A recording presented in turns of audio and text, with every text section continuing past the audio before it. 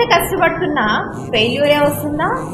Failure అనేది నీ లైఫ్లో ఒక అదృష్టం బ్రో. నీ వాడేవాడు బయట వాడేవాడు అని నేర్పించడాన్ని ఫెయిల్యూర్ అంటాము.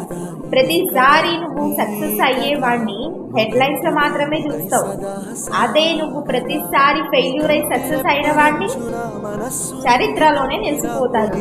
సో నీ కష్టం ఎలా ఉండాలంటే, నిన్ను చూసి నవ్వుకున్న వాడే నీ ఎదురుగా రావాలంటే భయపడాలి. అలా ఉండాలి నీ కంబ్యాక్ అనేది. తుఫాన్ వచ్చే ముందు ఎంత సైలెంట్గా ఉంటుందో, నువ్వు సక్సెస్ కొట్టే ముందు కూడా అంతే సైలెన్స్ మెయింటైన్ చేయాలి.